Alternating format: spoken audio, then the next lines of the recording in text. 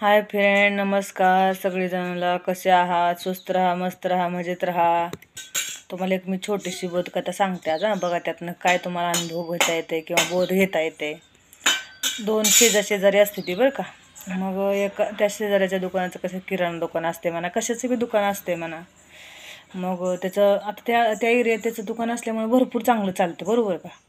मग तो जरा चांगलं दुकान असल्यामुळे त्याची जरा परिस्थिती सुधारते. पण काय असं दुसऱ्या शेजाऱ्याला त्याच्या जवळचे म्हणा, दुसरे कुठले तर म्हणा, त्याच एरियातल्या एक जणाला कोणाला तर बघवत नसतं. मग तो काय करतो, तेच दुकान टाकतो, बरोबर का.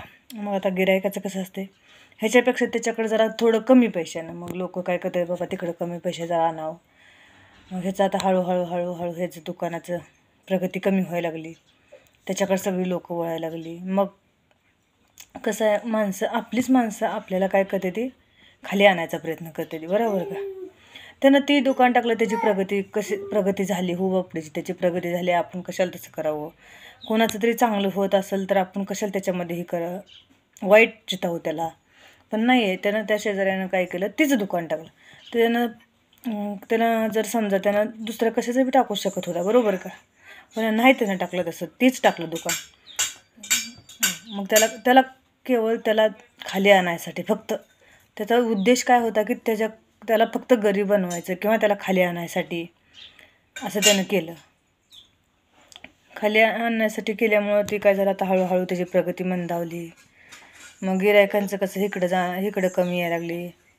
मग तो जरा निराश व्हायला लागला. असं तसं टेन्शन तर येतच की, व्यक्ती म्हणजे टेन्शन तर येणारच की हो. त्याला टेन्शन आलं. पण जाऊ दे. मग त्यानं शेजाऱ्याने केलं म्हणून आपण बी तसं करायचं का? नाही ना करायचं. मग त्यानं हळूहळू मग त्यानं काय केलं, त्यानं त्यानं किराणा दुकान टाकलं. ह्यानं मग दुसरं टाकलं.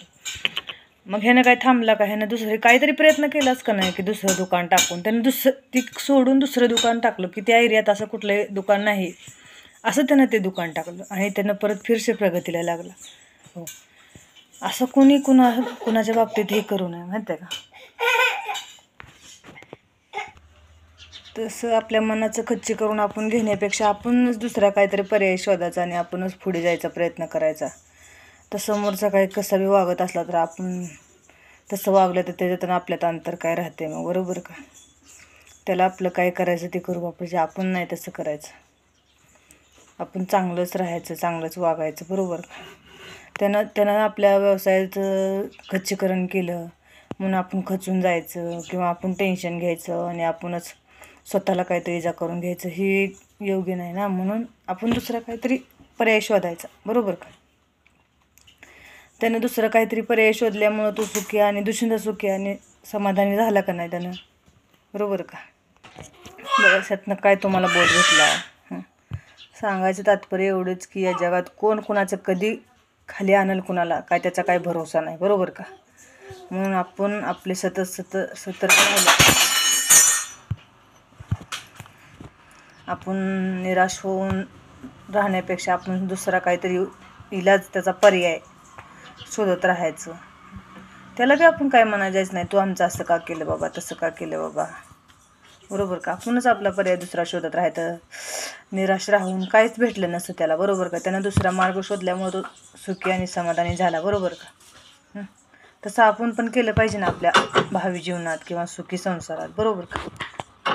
बघा, तुम्हाला आवडल्यास लाईक करा, सबस्क्राईब करा आणि स्वस्त आणि मस्त मजेत राहावा सगळीजण.